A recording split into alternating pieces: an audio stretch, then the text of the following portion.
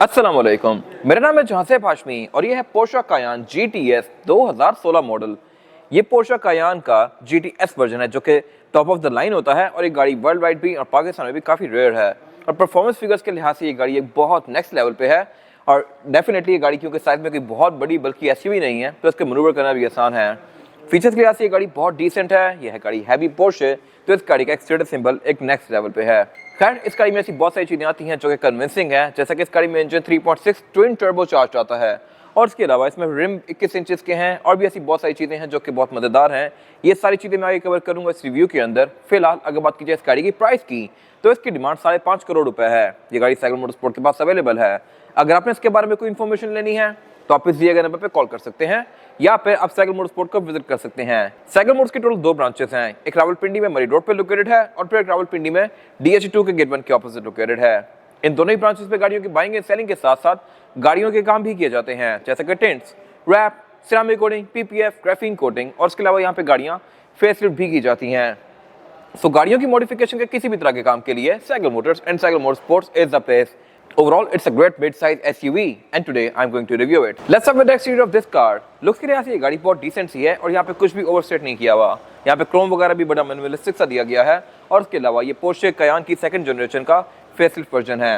ये जनरेशन 2011 से 2018 तक आई थी। इसको एक बार फेसलिफ्ट किया गया था 2014 में और ये इसका फेसलिफ्ट वाला वर्जन है जिसमें इस गाड़ी की हेडलाइट्स इस तरह की कर दी गई थी।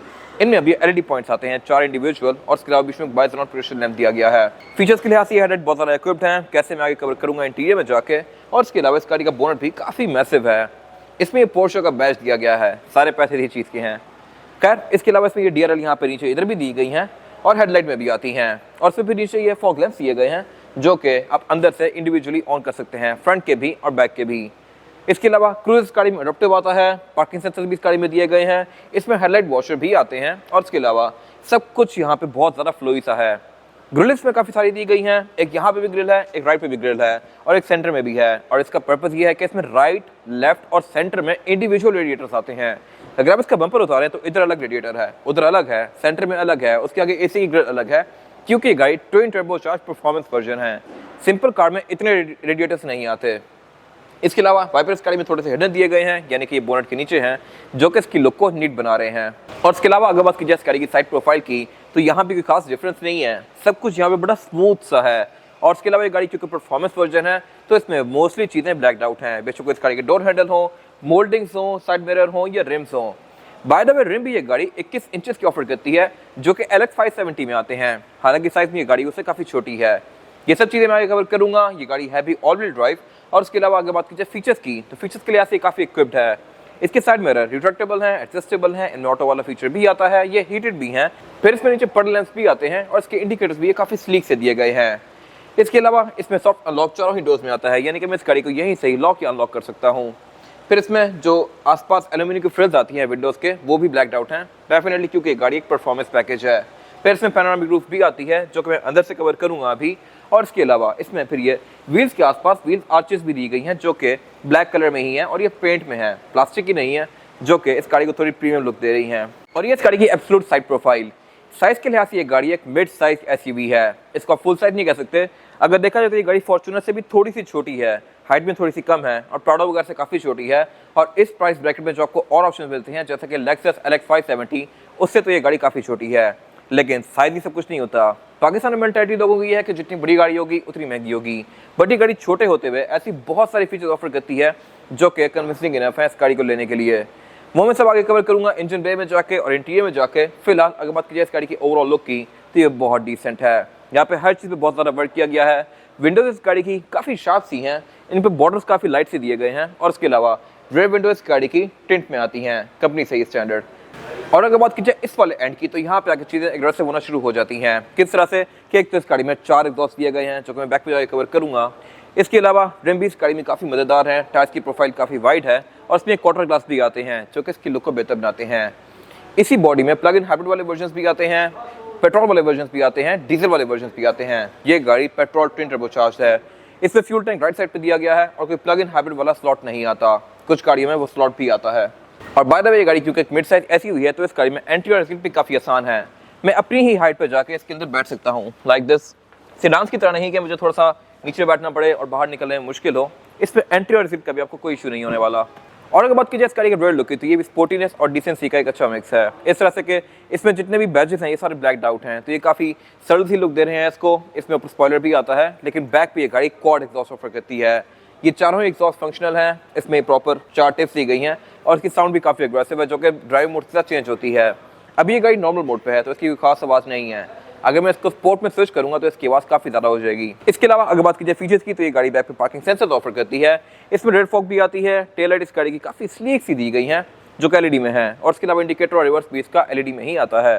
ट्रंक को लॉक करने के लिए की फॉर पे भी बटन दिया गया है, और इसके अलावा इसकी ट्रंक पे भी एक रिलीज आता है। टेलगेट इस गाड़ी में इलेक्ट्रॉनिक आता है, जो कि इलेक्ट्रॉनिकली ही खुद ही खुलेगा, खुद ही बंद होगा। इसकी हाइट को भी आप एडजस्ट कर सकते हैं, और ट्रंक कैपेसिटी के लिहाज से भी ये गाड़ी अच्छी खासी स्पेशियस है। और इस नीचे की लिफ्ट को उठा के आप इस गाड़ी का स्पेयर टायर भी एक्सेस कर सकते हैं। ये गाड़ी प्रॉपर एक स्पेयर व्हील ऑफर करती है, ये मेरे ख्याल से एक अच्छी चीज़ है। यहाँ पे टूल किट भी दी गई है और ट्रंक सेपरेटर लिड भी आती है इधर एक। इसके अलावा रेयर बेंचेस गाड़ी के 60-40 के स्प्लिट के साथ हैं। इनको फोल्ड करके आप इसकी ट्रंक कैपेसिटी को और भी ज़्यादा खुला बना सकते हैं।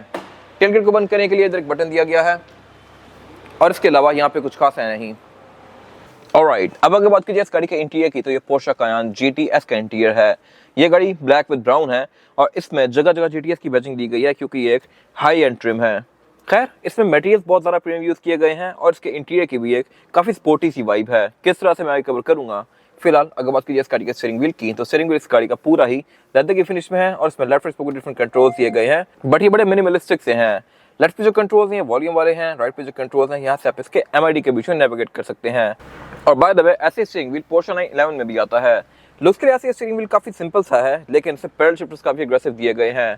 पैडल शिफ्टर्स में कंपनी के स्टैंडर्ड काफ़ी बड़े आते हैं, बट इन पे और ज़्यादा बड़े पैडल शिफ्टर लगाए हुए हैं, जो कि कार्बन फाइबर की फिनिश के अंदर हैं। इसके गेयर्स को up shift down shift pedal shifter से भी कर सकते हैं और गेयर से भी कर सकते हैं। इसके अलावा अगर बात कीजिए इस गाड़ी के मीटर की, उसके मीटर के अंदर 5 डायल्स दिए गए हैं। सबसे लेफ्ट पे जो डायल है ये इस गाड़ी का ऑयल टेम्परेचर और ऑयल लेवल शो करवाता है। उसके राइट पे जो डायल दिया गया है ये इसका स्पीडोमीटर है, और स्पीडोमीटर ये गाड़ी माइल्स पर आवर में ऑफर करती है। और बाय द वे, आप इस गाड़ी की स्पीड लिमिट को भी डिफाइन कर सकते हैं। उसके राइट पे जो डायल दिया गया है ये इस गाड़ी का RPM है, और उसके राइट पे जो डायल दिया गया है ये एक MID है।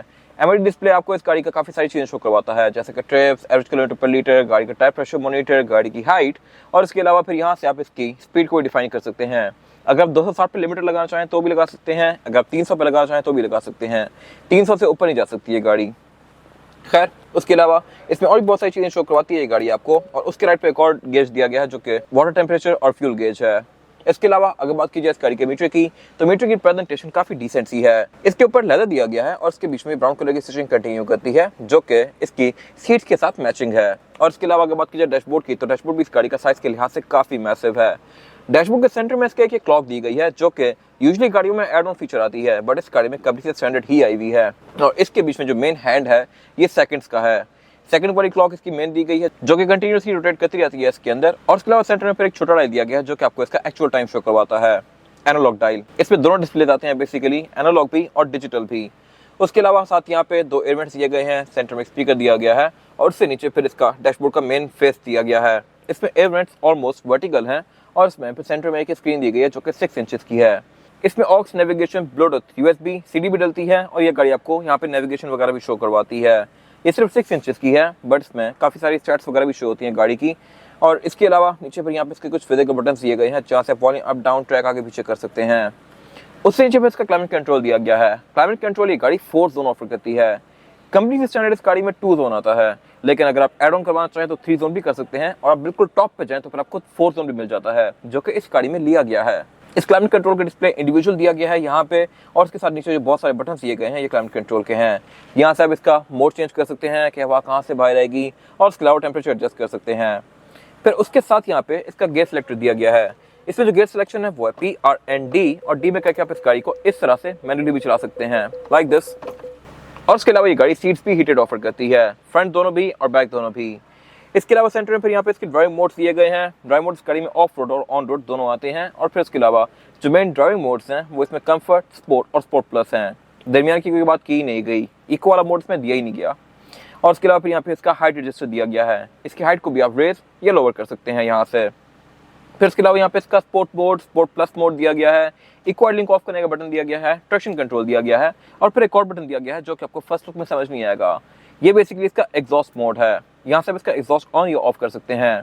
अगर आप एग्जॉस्ट ऑन करेंगे तो ये गाड़ी काफी लाउड हो जाएगी, ऑफ करेंगे तो ये काफी क्वाइट हो जाएगी। फिर यहाँ पे एक और बटन भी दिया गया है जो कि स्पेसिफिक कार में ब्लैंक स्विच है और ये इसके हाइब्रिड वाले वर्जन में यहाँ पे कोई फीचर आता होगा।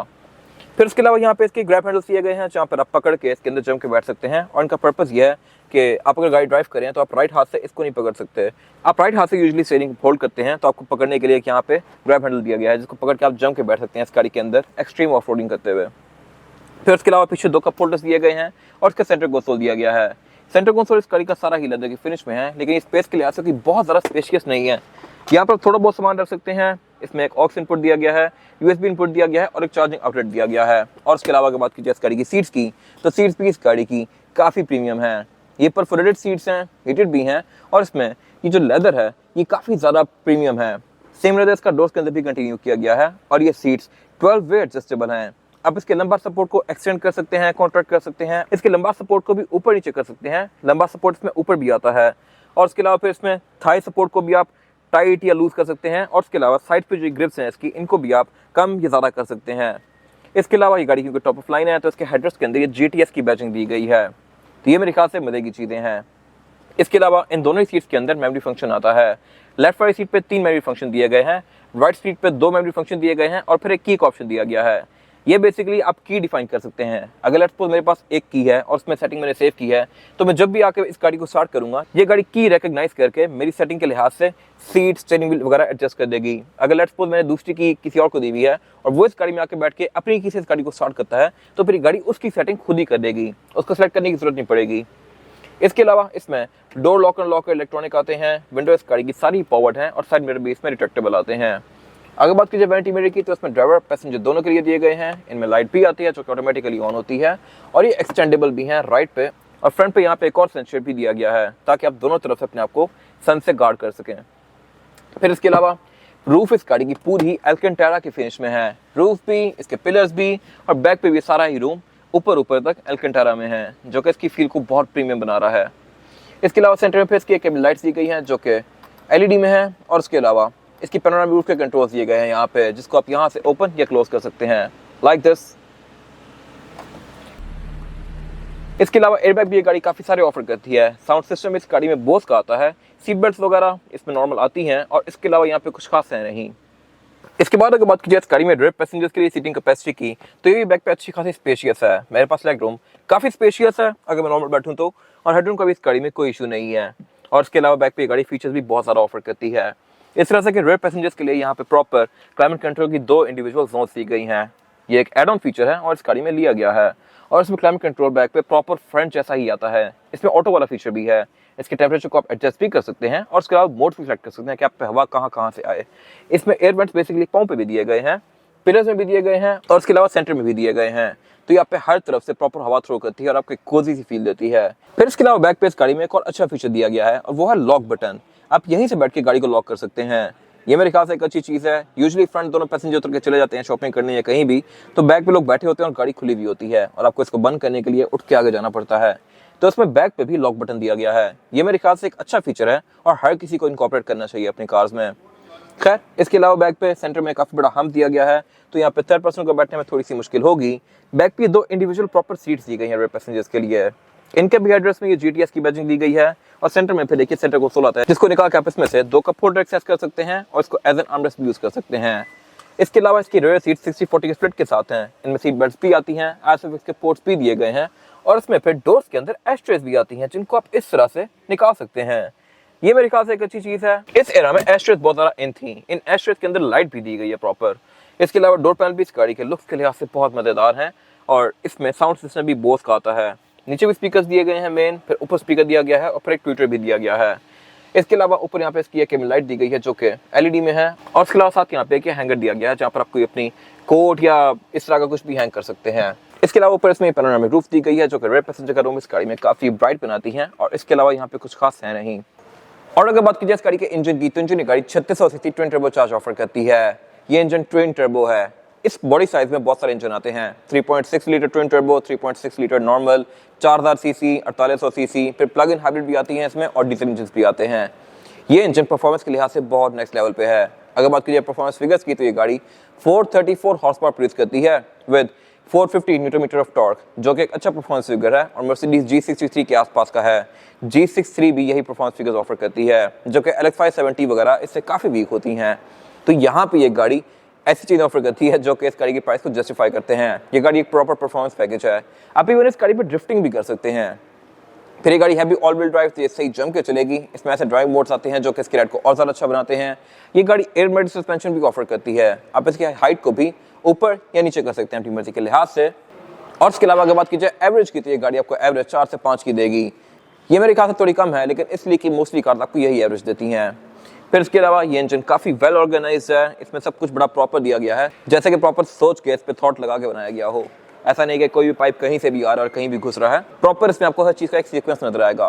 फिर यहाँ पे एक ऊपर बैच दिया गया है मेटालिक में पोर्शा 3.6 V6 GTS का। और उसके अलावा ये गाड़ी कंपैरेटिवली इसकी प्रायर जनरेशन से 10% लाइट भी है वेट में, क्योंकि इस गाड़ी में एल्यूमिनियम और स्टेनलेस स्टील बहुत ज़्यादा यूज़ किया गया है। फिर इसके अलावा बोनेट इस गाड़ी का हाइड्रोलिक से ओपन होता है। इसमें अंदर इंस्टॉलेशन भी दी गई है। और इसके अलावा फिर इसमें drive modes, ABS, traction control, EPS, air suspension, ऐसी बहुत सारी चीज़ें आती हैं जो कि इस राइड को और बेहतर बनाती हैं। इसके अलावा यहाँ पे कुछ खास है नहीं। इसके बाद अगर बात कीजिए इस गाड़ी के टायर साइज की, तो टायर साइज जो ऑफर करती है ये गाड़ी है 295, 35 और 21। इसमें 21 इंचेस का रिम दिया गया है, जो कि डुअल कॉम्बिनेशन में है, ग्लॉस ब्लैक और एल्यूमिनियम के। इसकी लुक्स बहुत मजेदार हैं। और इसमें टायर क्योंकि सिर्फ 35 प्रोफाइल के साथ आता है, तो ये प्रॉपर आपको लो प्रोफाइल टायर लगेंगे।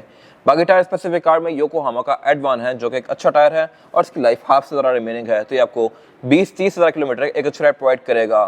फिर इस गाड़ी में डिस्क ही इतनी बड़ी आती है कि मोस्टली कार्स के टायर साइज की होते हैं, जो कि डेफिनेटली इस परफॉर्मेंस फिगर के साथ रिक्वायर्ड हैं। और इसमें फिर एक कार्बन सिरामिक ब्रेक्स भी आती हैं, जो कि एक एड ऑन फीचर है। इसमें वो नहीं लिया गया, जिनमें कार्बन सिरामिक ब्रेक्स होती हैं उसकी प्रेजेंटेशन थोड़ी और भी ज़्यादा एग्रेसिव होती है।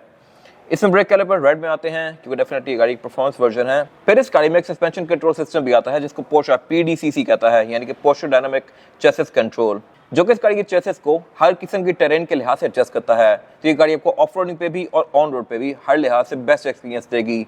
और इसके अलावा यहाँ पे कुछ खास है नहीं। ये था आज का रिव्यू। अगर आपको ये रिव्यू पसंद आया है तो इस रिव्यू को लाइक कीजिए, मेरे चैनल को सब्सक्राइब कीजिए, और अगर आपके पास गाड़ी से रिलेटेड कोई भी राय है तो उसको कमेंट सेक्शन में शेयर जरूर कीजिएगा, ताकि वो लोग जो ये गाड़ी लेने वाले हैं वो आपकी राय से फायदा उठा सकें। अपना ख्याल रखिएगा। Thank you.